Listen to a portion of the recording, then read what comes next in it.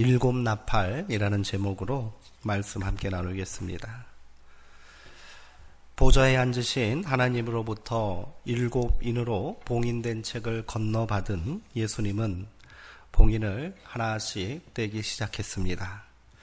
첫 네 번의 인을 떼자 말탄자로 형상화된 제국의 폭력성과 거짓, 죄악들이 폭로됐고요. 다섯 번째 인을 떼자 순교자의 탄원이 들려옵니다. 그리고 그 기도가 하나님께 응답되는 그런 모습을 보게 되지요. 여섯 번째 인을 떼자 천재지변이 일어났습니다. 여섯 번째 인이 떼어지는 동안 땅에 거하는 자들은 회개를 거부한 채 하나님의 진노를 피하기 위해 몸을 숨기는 장면이 또 묘사되어 있습니다. 반면에 믿음을 지킨 무수히 많은 성도들은 이마에 인침을 받게 되고 하나님의 특별한 보호 아래 놓이게 되는 그런 모습이 지난주 우리가 함께 나눈 내용입니다. 이제 마지막 일곱 번째 인이 떼어지는 순간입니다. 이제 일곱 번째 인이 떼어지면 하나님께서 그 진노의 잔을 이 땅 가운데 쏟아 부을 것만 같은 긴장감이 지금 넘치는 상황입니다. 그러나 조금 다른 양상으로 말씀이 또 전개되고 있음을 우리는 알 수 있습니다. 드디어 일곱 번째 인이 떼어졌지요. 오늘 1절에 보니까 일곱 번째 인이 떼어지자 특별한 일이 나타나지는 않았어요. 그리고 하늘이 반 시간쯤 고요하더라. 이렇게 시작되고 있습니다. 하늘이 고요하다는 것은 온 땅도 정막 가운데 쌓여 있는 거예요. 여섯 번째 인이 띄어지자 땅과 하늘에서 엄청난 일들이 벌어졌잖아요. 땅이 갈라지고 하늘이 두루마리처럼 말리는 그런 일들이 벌어지고 해와 달이 빛을 잃고 별들이 땅에 떨어지는 그런 모습이 묘사되어 있단 말이에요. 그런데 갑자기 반 시간 동안 고요합니다. 모두가 숨을 죽이고 앞으로 일어날 사건들을 주시해야만 하는 그런 순간입니다. 이제 비로소 하나님의 종말 역사가 시작되는 장엄한 순간이기도 합니다. 여기서 반 시간은 어떤 의미를 가지고 있을까요? 잠깐 한번 이 의미를 좀 한번 살펴볼 필요가 있겠습니다. 이 계시록에는 이 반 시간, 반때 특별한 의미를 가지고 있거든요. 요한 당시 로마 이 사회에서는 지금과 똑같은 24시간의 시간 구분을 가지고 있었어요. 그래서 성경에 나오는 반 시간을 문자적으로 해석하면은 얼마나 되겠습니까? 딱 30분이에요. 그러나 시간적으로 30분을 의미하지는 않을 거란 말이에요. 이 반 시간은 하나님의 완전한 역사의 시간이 시작되기 전에 준비의 시간이다. 이렇게 보면 될 것 같습니다. 이는 하나님의 때를 온전히 신뢰하는 침묵과 기다림의 시간이고요. 여전히 인내로 믿음을 지켜야 할 시간이라는 겁니다. 다니엘서에서 보면 한때, 두때, 반때라는 그런 표현이 나옵니다. 한때, 두때, 반때 동안 하나님의 성전이 이방인들에 의하여 짓밟힐 것이고 더럽혀질 것이다 하는 그런 기록이 나온단 말이에요. 요한계시록에는 1260일 이렇게 돼 있어요. 한때, 두때, 반때, 1260일. 이것은 3년 반을 의미하는 숫자입니다. 7이라는 숫자가 완전수이면 3년 반은 그 딱 절반이 되는 거죠. 반 시간도 같은 의미에서 우리가 이해하고 해석해야 하는 거예요. 이 시간은 어떤 시간입니까? 일순간 시간이 딱 멈추고 정적이 흐르고 있습니다. 이것은 하나님의 시간과 인간의 시간이 만나고 있음을 의미한다는 겁니다. 그리하여 이 시간 동안 성도는 어떠한 믿음을 취해야 되겠습니까? 성도의 삶과 믿음도 이처럼 고요함 가운데 평정심을 유지해야 합니다. 그때 비로소 하나님께서 일하시기 시작하는 거예요. 이 반 시간, 3년 반의 반때, 이 모든 시간들은 불완전한 시간이지요. 그리고 여전히 고통과 환난의 시간으로도 해석되기도 합니다. 하나님께서 침묵하는 시간처럼 보인다는 거예요. 그러나 그 시간은 완전한 시간이 될 수 없는 거예요. 지나가는 시간이고 곧 끝나버릴 시간이라는 겁니다. 자, 이제 2절에 보시면 이제 반 시간 동안 고요하고 나서 7 천사가 등장합니다. 그리고 7 천사가 7 나팔을 받아드는 장면이 기록되어 있습니다. 7 천사는 하나님 앞에 서서 7 나팔을 받아들었습니다. 성경에는 나팔이 여러 가지 의미로 사용됩니다. 첫째, 예배나 절기를 알리기 위해서 나팔을 붑니다. 나팔절에도 나팔을 불고요. 신년에도 신년 나팔을 불어서 해방을 선포하고 하나님의 민족적인 제사, 하나님을 향한 민족적인 제사와 절기를 할 때 나팔을 분다는 거예요. 둘째로 전쟁 시에 나팔을 붑니다. 민수기에 나오는 나팔 규정이 거기에 해당하고요. 또 여호수아에 보면 여리고성을 진격하여 그 성을 무너뜨릴 때 맨 앞에 선자들이 누구였어요? 양각 나팔을 든 제사장들이었잖아요. 전쟁 시에 나팔이 울리고 사용됩니다. 셋째로 사람들에게 위험을 알리고 경고를 보낼 때 나팔이라는 표현이 성경에는 기록되어 있습니다. 마치 에스겔이 받은 파수꾼의 사명, 파수꾼이 전쟁에 그런 위급한 상황을 보고도 나팔을 불지 아니하면 그 죄를 파수꾼에게서 찾겠다 하는 것이 하나님의 말씀이지요. 계시록에 지금 등장하는 나팔은 어떤 의미를 가지겠습니까? 세 번째 의미에 해당한다는 거예요. 경고의 나팔이라는 거지요. 하나님의 마지막 심판과 재앙을 알리는 경고의 나팔입니다. 그러므로 나팔 재앙이 최후 심판일까요? 아직 심판의 때가 이르지 않은 거예요. 7개의 인이 떼어지는 동안 그것은 심판 전에 있을 사건으로 기록하고 있는데 7개의 인이 떼어지면서 이 땅에 악의 실체가 드러나고요. 로마 제국으로 대표되는 그 제국의 폭력성과 죄악 그리고 그들의 기만이 고발되고 있습니다. 그리고 이제 7 나팔이 울리기 시작하는데 전체적인 내용이 어떤 거예요? 그것은 경고의 나팔이다. 이렇게 우리가 해석할 수 있다는 거예요. 마지막 종말의 때에 일어날 최후 심판은 이처럼 갑작스럽게 예고 없이 찾아오지 않는다는 것을 기억해야 합니다. 반드시 나팔 소리가 온 천지에 울려 퍼질 것입니다.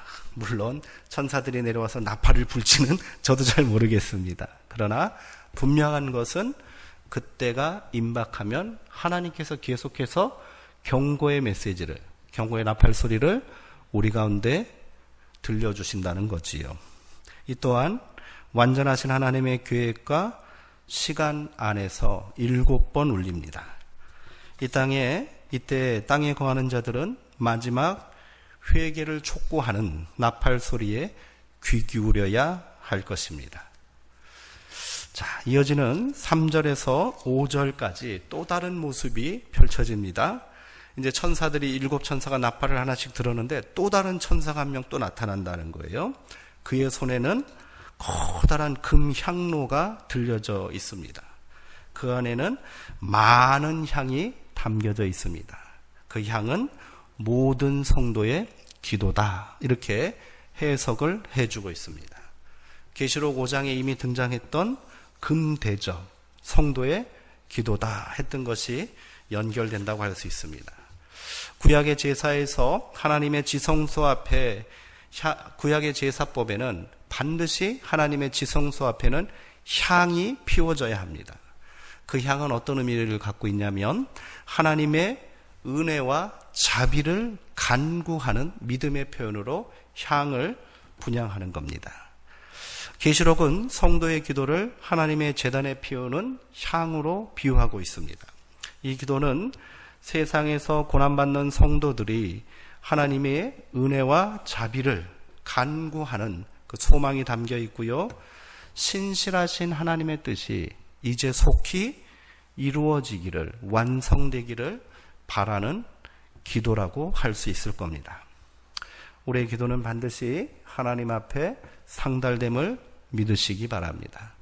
오늘 요한은 이 장면을 여기에 삽입함으로써 당신들이 지금 땅에서 고통 가운데 울부짖으며 하나님께 드리는, 은혜를 사모하며 드리는 그 간절한 기도를 하나님께서 다 받으신다, 이것을 알려주고 있다는 겁니다. 성도의 소망의 기도에 하나님께서 이제 응답하시기 시작합니다. 금양로에 가득 담긴 많은 향, 그 성도의 기도를 받으신 하나님은 다시 제단의 불, 그 기도를 받으시고 제단에 있는 숯불을 향로에 담아서 천사에게 내어줍니다. 그러면 이 천사가 그 숯을 땅에다가 쏟아붓기 시작하는 거예요. 그러자 어떤 일이 벌어집니까? 우레와 음성과 번개와 지진이 나서 온 천지를 뒤흔들고 있다라고 5절에서 기록하고 있죠. 우레와 음성과 또 번개와 지진, 이것은 성경의 관용적인 표현으로 이해할 필요가 있습니다. 이것이 실제적인 그런 사건으로 이해한다기보다는 어떤 의미를 가지고 있냐면요, 구약 성경에 보면 하나님께서 직접 땅의 모습을 드러내시고 현현하실 때, 그 모습을 사람들한테 나타날 때 그 무시무시하고 거룩하고 장엄한 광경을 지진, 음성, 큰 바람, 뭐 이런 걸로, 번개, 이런 걸로 표현하고 있거든요. 이 표현 가운데 이제 어떤 것을 성도들에게 전달하는 거예요? 성도의 기도가 하나님께서 상달되어 응답하심으로 하나님이 직접 이제 이 땅에 내려오셨고 현현하시며 심판을 주관하실 것이다, 이것을 알리는 모습이다, 이렇게 이해하시면 좋을 것 같습니다. 로마의 앞자리에 박해와 고난을 받던 성도들의 기도는 그렇게 하나님의 역사하심 가운데 응답됩니다.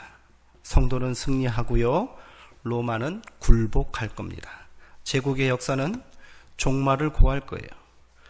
교회는 2000년 동안 이 승리의 역사를 계속 이어오고 있음을 기억하시기 바랍니다. 종말은 모든 것이 끝나고 사라지는 공포와 두려움의 시간이 아닙니다. 하나님께서 이 땅에 임하셨다는 것은 땅을 완전히 끝장낸다는 의미도 갖고 있겠지만, 그것보다는 하나님의 새로운 역사가 이 땅 가운데 세워짐을 선포하는 것일 수도 있다는 거예요. 그러므로 종말은 파괴와 심판일 뿐 아니라 새로운 역사의 시작이고, 하나님께서 우리와 함께 하시는 통치가 실현되는 그런 역사다, 이렇게 우리가 고백할 수 있다는 겁니다. 그 모습이 어떻게 끝이 나고 어떤 모습으로 다가올지는 알 수 없습니다.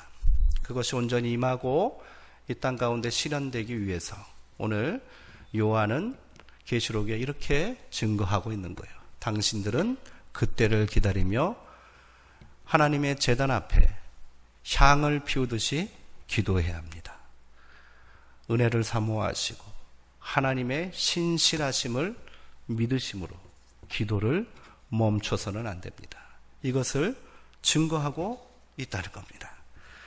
자, 드디어 나팔을 하나씩 받아가진 7 천사가 차례대로 나팔을 불기 시작합니다. 7인을 뗄 때와 마찬가지 양상으로 7 나팔 사건도 진행되는데요.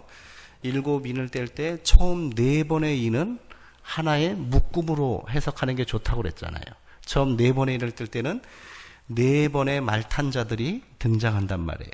여기도 마찬가지예요. 처음 4 나팔은 하나의 연속적인 일련의 사건으로 이해해야 할 것입니다.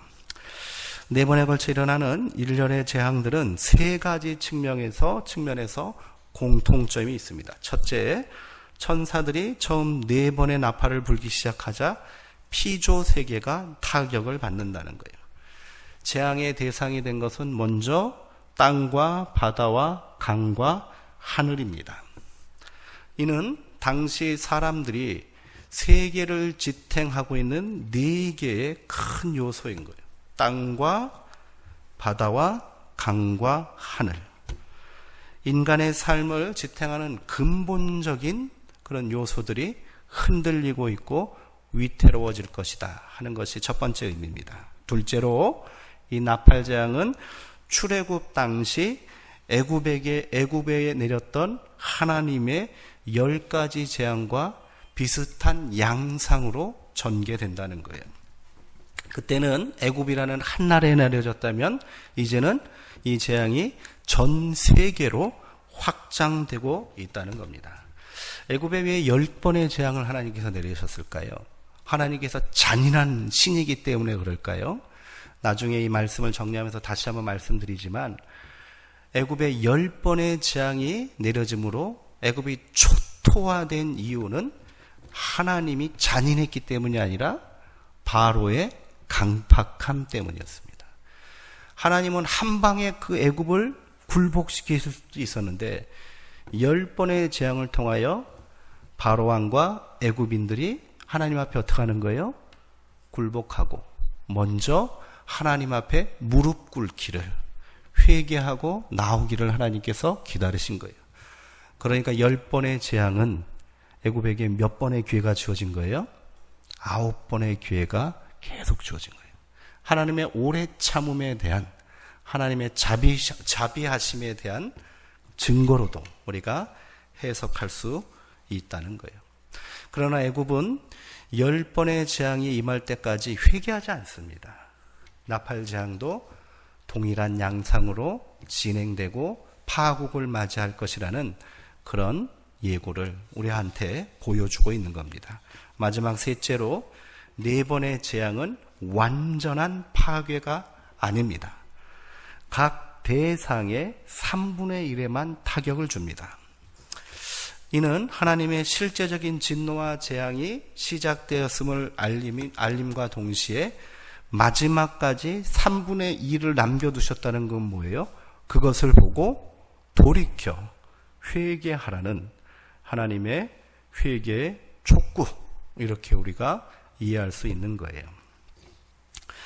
본문의 내용을 묵상하기에 앞서 우리가 먼저 기억해야 할 것은 계시록의 사건들이 다 그러하듯이 이를 실제적인 사건으로 문자적으로 그대로 이해해서는 안 됩니다. 그 속에 담긴 계시록의 정형화된 상징성과 의미를 해석하고 이해하려고 우리가 노력할 필요가 있다는 것을 기억하셔야 합니다. 7절 말씀 우리 한번 읽어볼까요? 7절입니다. 자, 시작. 첫째 천사가 나팔을 부니 피 섞인 우박과 불이 나와서 땅에 떨어짐에 땅의 3분의 1이 타버리고 수목의 3분의 1도 타버리고 각종 푸른 풀도 다 타버렸더라. 예. 첫 번째 천사가 나팔을 불자 피 섞인 우박과 불이 땅에 쏟아졌답니다. 그 결과 땅의 산림의 3분의 1이 파괴되고 푸른 채소들이 타버렸다. 이런 기록이 나오네요. 이는 애굽에 내렸던 재앙 중에 어떤 재앙을 연상시킵니까?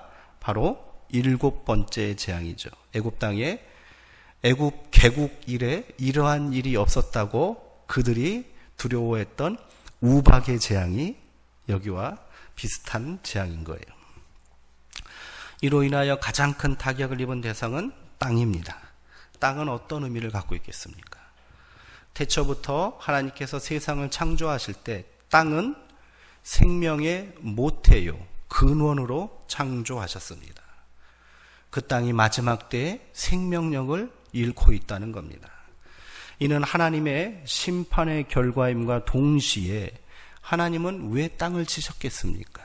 그것은 인간의 타락과 죄악 때문인 거예요. 하나님의 심판 이전에 땅은 파괴되고 있었고 생명력을 잃고 있다는 것을 동시에 우리에게 시사해주는 대목이라고 할 수 있습니다. 8절과 9절의 말씀은 이제 두 번째 나팔이 울려지는 사건입니다. 둘째 나팔이 울려지자 불붙은 큰 산과 같은 것이 바다에 떨어졌대요. 그래서 바다에 역시 3분의 1이 피로 변했고 생물들의 3분의 1이 죽었대요. 그리고 또 여기에 9절에 보시면 바다에 떨어진 그 불붙은 큰 산 같은 것으로 인하여 바다의 3분의 1이 파괴되고 타격을 입음과 동시에 또 무엇이 타격을 입습니까? 9절 마지막에 보면 배들의 3분의 1도 타격을 입었다. 이렇게 기록되어 있습니다.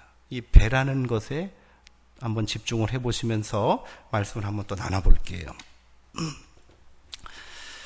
이 바다에 내려진 재앙은 애굽에 내렸던 첫 번째 재앙, 애굽 사람들에게 있어서 나일강은 생명의 젖줄이지요. 애굽의 풍요의 상징입니다. 애굽에 하나님께서 재앙을 내리기 시작하실 때 가장 먼저 치셨던 것이 나일강을 피로 바꾸시는 거였어요. 지금 로마라는 제국 그리고 온 세상의 생명의 젖줄과 같은 바다가 어떻게 되는 거예요? 지금 피로 변하고 있다는 거예요. 그 하나님의 심판의 영역이 확장되고 있습니다.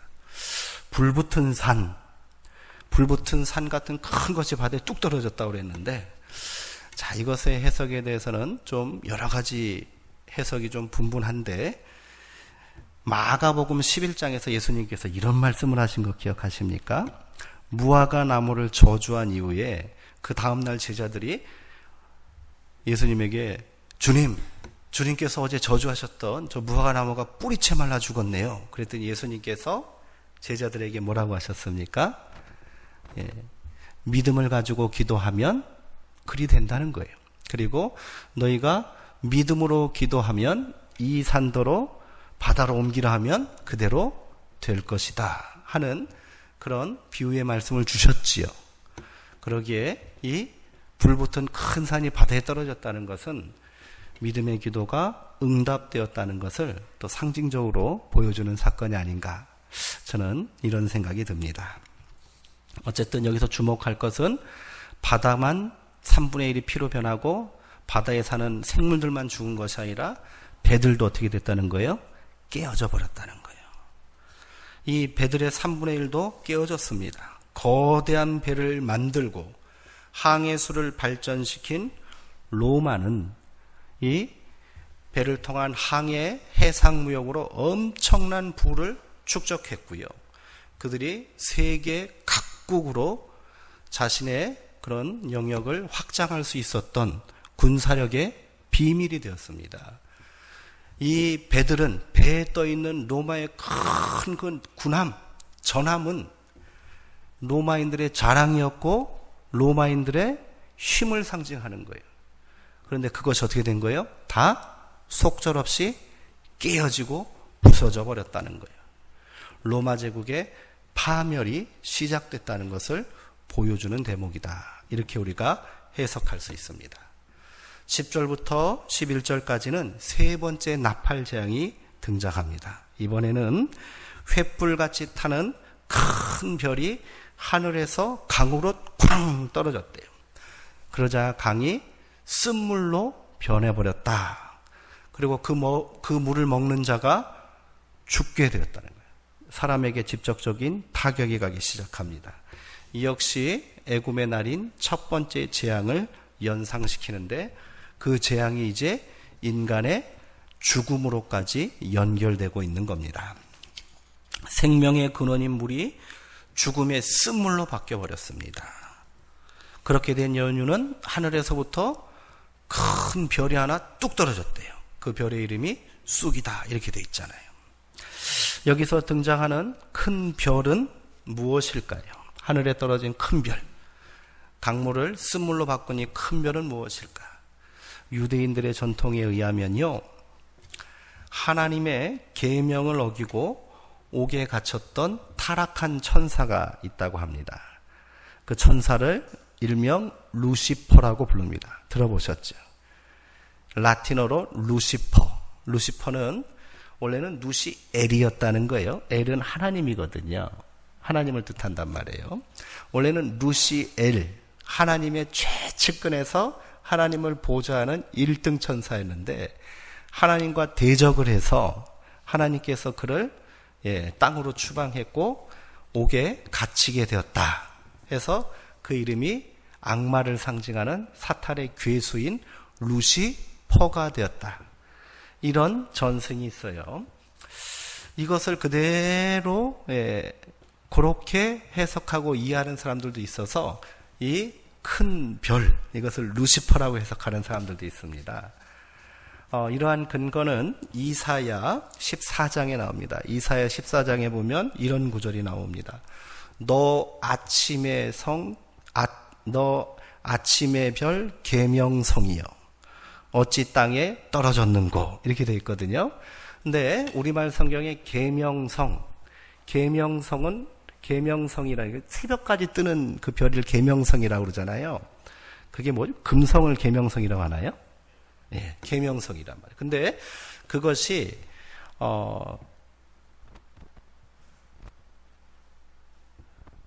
갑자기 제가 왜 그 계명성을 라틴어 성경으로는 뭐라고 해석했냐면 루시퍼라고 해석을 했어요. 그래서 그걸 그렇게 해석하는 경향이 있는데 이사야 14장도 마찬가지입니다. 이사야 14장에서 너 아침의 성 계명성이여 이렇게 말했을 때 그 계명성은 누구를 가리키냐면 바벨론의 왕을 가리킵니다.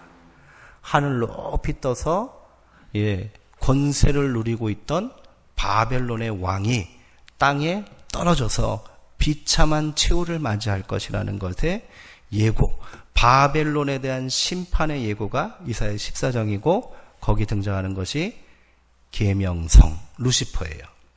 그러기에 오늘 여기에 등장하는 큰 별도 뭐겠습니까? 그렇게 해석할 여지가 있다는 겁니다. 하늘에 높이 떠서 세상을 주관하는 권세를 누리고 있던 로마의 황제도 떨어지게 될 것이고 그것이 세상의 광명처럼 세상이 사람들이 생각했는데 막상 그것이 땅에 떨어져서 강물에 떨어지자 강물을 죽이는 사람들을 죽이는 쓴물이었다는 거예요.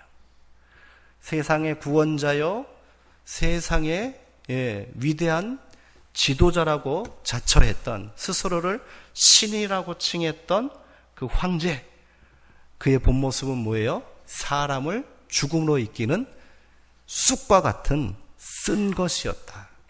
고발하는 장면이 여기에 등장한다. 이렇게 해석하면 좋을 것 같습니다.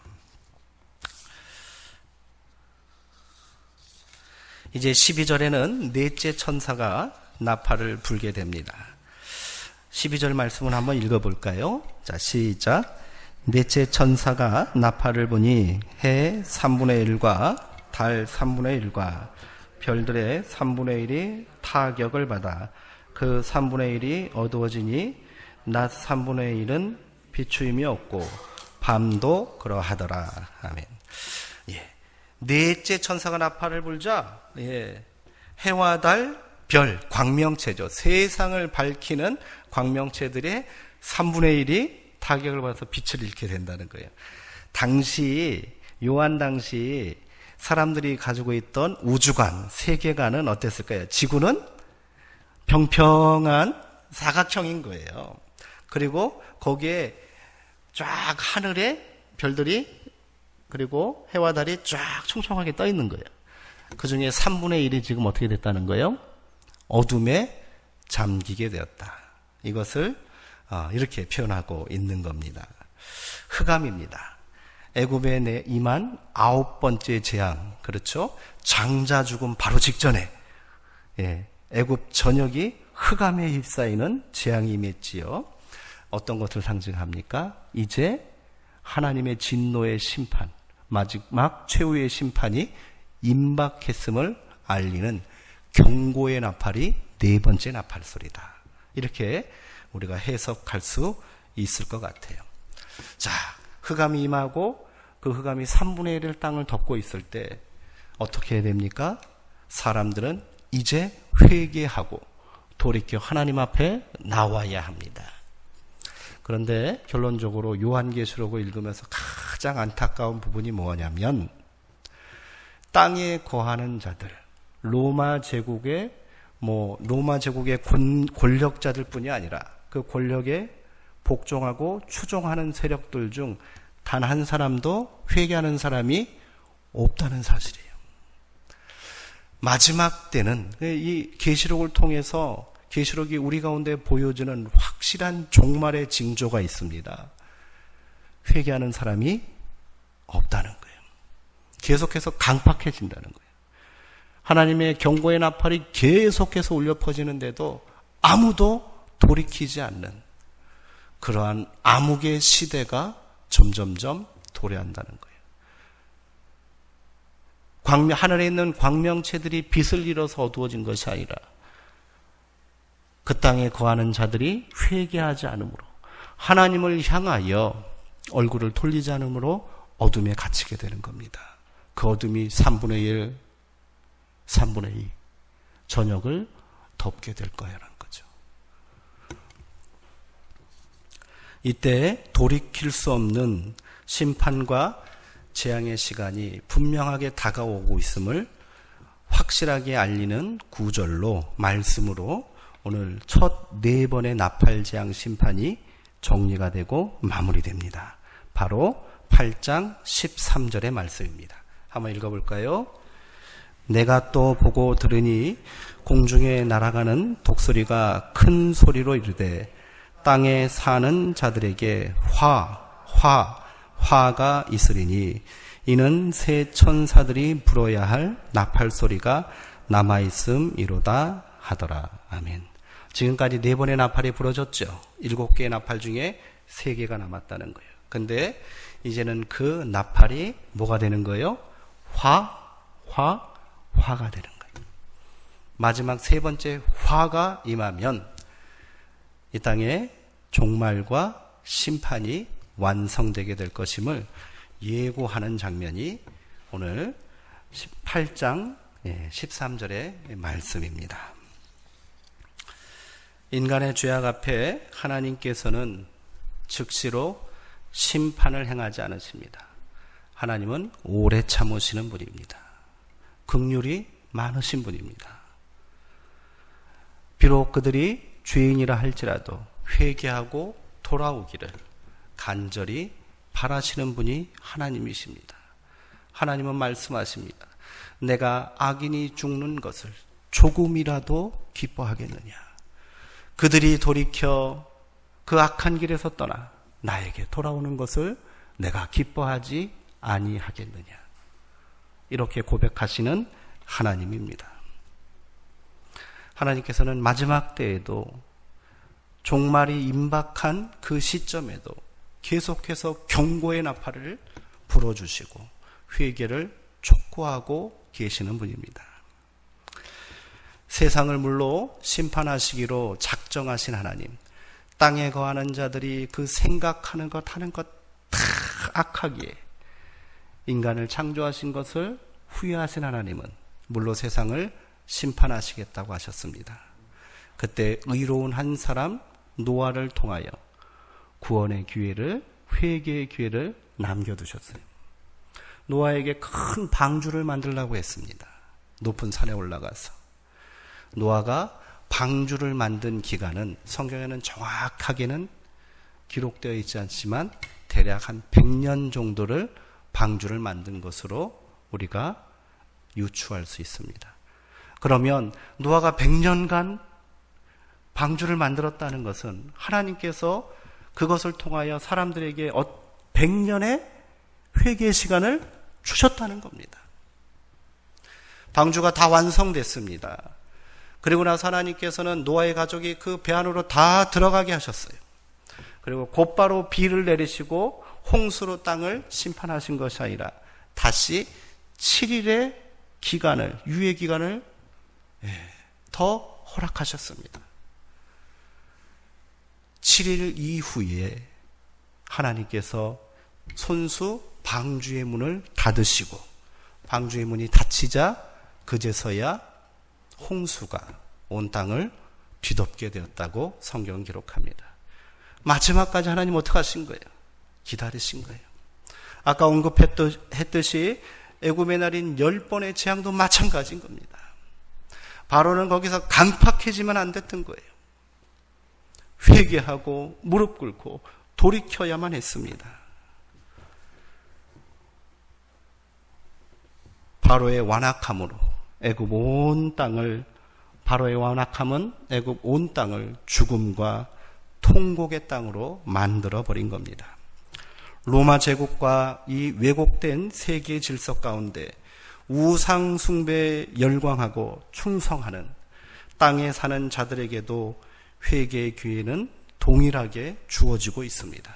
천사는 계속해서 나팔을 불며 하나님의 임박한 진노와 재앙을 경고하고 있습니다.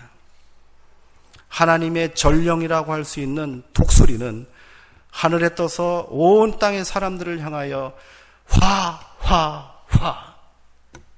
이제 재앙이 시작됨을 분명하게 알리고 있습니다. 그러나 악한 질서에 편입되어서 그 질서에 굴복하고 동조함으로 그것이 죄이고 자신이 심판의 대상임을 깨닫지 못하는 사람들은 회개하지 않고 있습니다. 마지막 때가 가까울수록 사람들은 더욱 강팍해질 것이고 세상의 죄악은 더욱더 견고해질 것입니다. 어쩌면 오늘 우리는 그 시대를 살고 있지 않습니까? 이럴 때 우리는 어떻게 해야 되겠습니까? 깨어 기도해야 합니다. 데살로니가 전서 5장 23절에서 바울은 마지막 때 이 회개의 시간에 성도가 어떻게 해야 될지를 우리 가운데 권면하고 있습니다. 주께서 강림하실 때까지 너희는 온 몸과 혼과 영을 흠없이 보전하라. 예수님은 누가복음에서 불의한 재판관과 과부의 비유를 우리 가운데 들려주셨습니다. 그것은 그냥 악착같이 그냥 포기하지 않고 땡깡 부리듯이 기도하면 하나님께서 구하는 대로 다 주신다는 그런 의미가 아니라는 거예요. 그 비유의 마지막 결론으로 예수님은 이런 말씀을 주셨습니다. 인자가 올 때에, 인자가 이 땅에 올 때, 마지막 심판의 때에 이 같은 믿음을 과연 볼 수 있겠는가? 탄식하셨다는 거예요. 그러니 과부의 그 간청은 하나님의 때를 기다리는 하나님의 역사를 간구하는 간절한 성도의 기도를 대표하고 있는 겁니다. 불의한 재판장은 세상의 질서인 거예요. 아무리 너희가 불의한 땅에 거하고 있을지라도 그들 가운데 너희가 굴복하지 말고 포기하지 말고 무너지지 말고 강청하듯이 기도하고 또 기도해라. 기도하고 또 기도해라. 악한 세상의 재판장이라고 할지라도 과부의 청을 들어줬듯이 하늘에 계신 하나님께서 그 간절한 기도 소리에 응답하지 아니하시겠느냐. 오늘 우리가 고백하고 붙들어야 할 믿음이 바로 여기에 있는 줄 믿습니다. 그 고백의 연장선상에서 오늘 말씀을 읽고 또 해석하고 그 의미를 새겨야 할 줄 믿습니다. 함께 기도하시겠습니다.